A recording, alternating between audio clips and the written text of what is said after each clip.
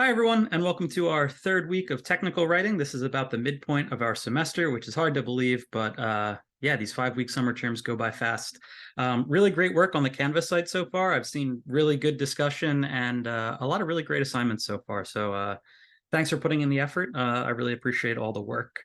This week, I wanted to go over some of the theoretical basis of technical writing, including some of the theories that go into teaching technical writing. So, I'm not sure this is the stuff I'm supposed to show you. I'm just supposed to teach it.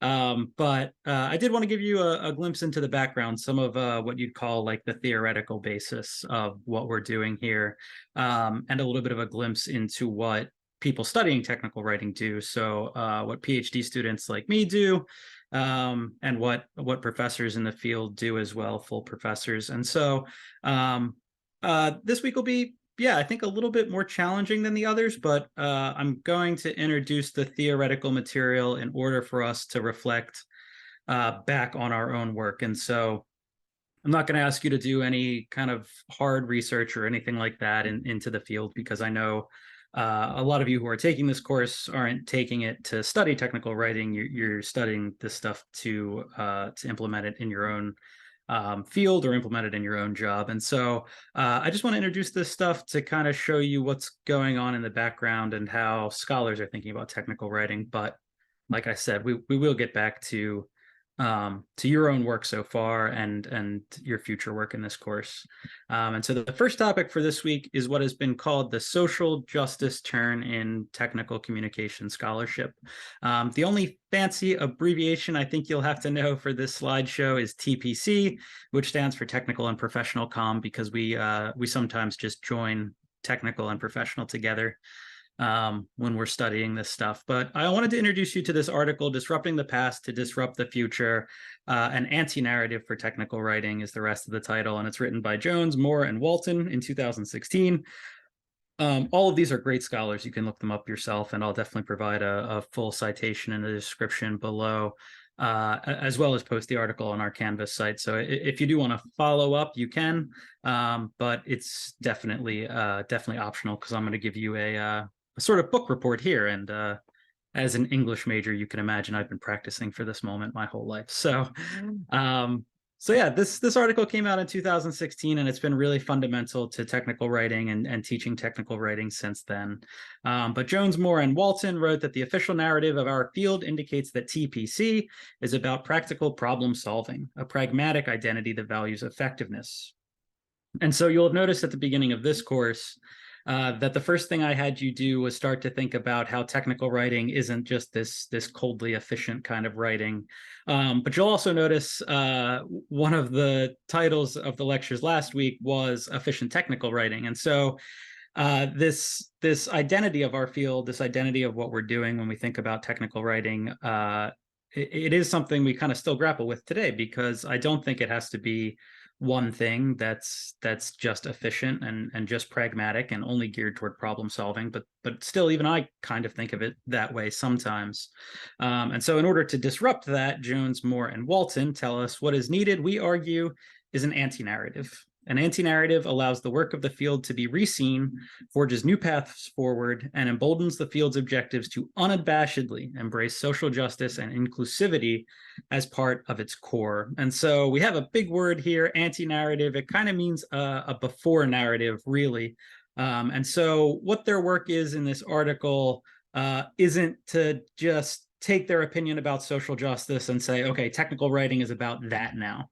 Instead, what they do in the article is they look back on technical writing and they look at what's already been done and say, wait a second, maybe we've been doing this all along and just need to center it in how we research it more specifically. And so in this week's discussions, and perhaps one of the assignments, but mostly the discussions, I'm going to ask you to think about an anti-narrative for our course so far, to think about some of the discussions we've had, the assignments we've had, and think about if maybe social justice and inclusivity was part of it. And so I'm going to go through the rest of their article and give you some quotes and what they talk about in order to help you think about if we've been doing that kind of work so far. And so here's just another quote to continue that idea of what it means to be forming an anti-narrative. They write, "We see scholars across the field who are committed to broadening opportunities for citizens, users, scholars, students, and participants. But the dominant narratives of efficiency, technological expertise, and innovation infrastructure too often dominate the field and research projects where inclusion sits at the heart of the project." And so you might even notice some stuff that we've already done here. We've thought about classroom citizens a little bit with our syllabi work, users of syllabi as well. We haven't thought much about scholars and research, but again, with students, a lot of the times we've been thinking about this in our syllabi work, and maybe we haven't really thought too much about how we're broadening opportunities for each group. But we still have kind of relied on these dominant narratives. I brought up the efficient technical writing. Some of our conversation was about technical expertise and what you're an expert in. We haven't talked too much about innovative infrastructure, but I have some stuff up my sleeve still for the rest of the course. But I think they're so right. We do think about these things with technical comm, and when we are emboldening more students or more scholars to access our work, maybe we are doing social justice work in a way we just haven't acknowledged yet. And so they go through, I put interlude here, just an interlude from me quoting them, but really it's a literature review, and they go through the way that technical writing maybe has not or has used some of these topics so far. So feminism and gender studies is one of the topics they say has kind of a lack of research so far. But they do talk about places where it's popped up already. And so they've thought about, not the authors themselves, but scholars in technical comm have thought about medical rhetoric, particularly how certain medical rhetoric can and should be geared towards women. Race and ethnicity is another place where they identify some work as missing, although they do acknowledge some previous work by scholars who thought about how different racial and ethnic groups will respond to actions in the workplace, particularly actions that are seeking to promote diversity and inclusion. But these are things we can think about in our work so far. For men in our course, and even for me as I'm reflecting on it, when you're doing your technical writing, are you imagining a mostly male audience in your head, or are you thinking about how women might interpret what you're saying differently? And then the same thing for all of us. Are we writing only within our ethnicity, or are we writing only within our race, or are we thinking about how people from other groups might actually interpret what we're saying? And again, even if we go for like efficiency and neutrality, even then we usually end up showing our own biases. And so how much are we really thinking about this, I think, is what we can consider as practitioners of technical communication, and instead of scholars, which they're more focused on here. I'm going to save international and intercultural professional communication. We have a whole unit dedicated to that in our 5th week, but they address it in this article. And then they also cite some of the community and public engagement work that's been happening. They think about sort of environmental plans and how those are accessible to all different kinds of audiences. And then they also get into some of the other things you'll see in communities and public policy, like zoning work and things like that. And how does the technical writing that goes into that reach everybody in the community? And that goes a little bit into user advocacy. And so if you have, if you're designing a website, for example, are you thinking about all users? Are you thinking about low literacy users? And are you thinking about maybe disabled or different kinds of abilities when you are designing your web pages, or you can even think about your syllabus? So I saw some very plain designs on the submissions, but these could probably be used. A screen reader could probably read these pretty well, but some of the more complex designs, maybe not so much. And so these are all things that practitioners maybe are starting to think about. But I think it's a lot because this article back in 2016 told us, hey, we have some places we haven't explored yet. And again, they do cite some work that was happening in here, but they were pushing everyone towards doing more of it, and centering the fact that, hey, this is socially just work. And so at the end of the day, they say, ultimately, inclusion, what we argued for in this text, is an ideal that we believe the field of TPC should work toward. I'm going to add that the practice of technical comm should actually work toward as well. Inclusion means that there is respect for everyone's voices, stories, or knowledges. Diversity, which addresses representation in its most basic form, is a necessary precondition of inclusion. We have to get everyone to the table to be able to do the messy work of promoting and enacting social justice to create a more inclusive environment. And so I'll upload this slide for you, but I am going to ask you to think about inclusion and diversity in your discussion posts for this week.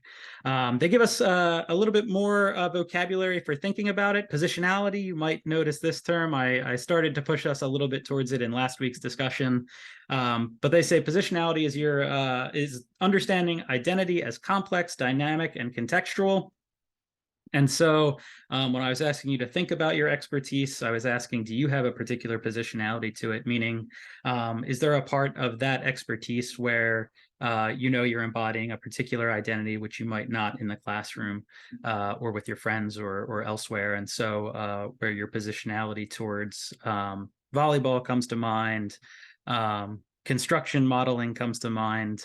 When your positionality towards that as an expert, is that necessarily the position you take in other parts of life, whether that's being a friend or being a technical writer in this class? Privilege, they call positionality that confers unearned advantages. And so an example of this would be that I served as the president of the graduate student government for the last 2 years. And I was a white guy president at what they call a primarily white institution, which is UD.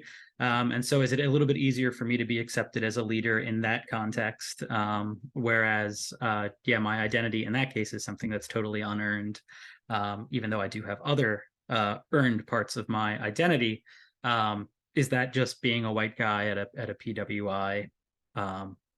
Is that just a privilege that's unearned? And I think they would say yes. And so that's a good example. Power distributed relative to privilege and positionality considers abuses such as domination, exploitation, and subjectivity. And so, for example, was I using that whiteness in order to dominate, exploit, or subjectify? Is that the right word? Subjugate, I guess, is the verb there. I like to think not, but these are vocabulary that they encourage us to use in our work. That might be useful for reframing this whole technical writing thing as a socially just project. And so, yeah, like I said, I'm going to ask you to think about the vocab presented here and the general idea of having a new story for the field in terms of your own work. And so I'll write that description a little bit better, hopefully on the Canvas. But again, this was just a work I want you to be not familiar with, I guess, but I want you to know it exists and that scholars are thinking about these kinds of things. And so I'll upload it to our Canvas and I'll make sure it's cited below. But thanks. We'll go over 2 more articles in the lectures this week. They'll cover hip hop pedagogy, which is pretty cool, and spatial orientations, which is equally cool. And yeah, we'll have follow-up discussions on what I present in those. So thanks for listening, everyone, and I'll get your next lecture up in just a minute. Thanks.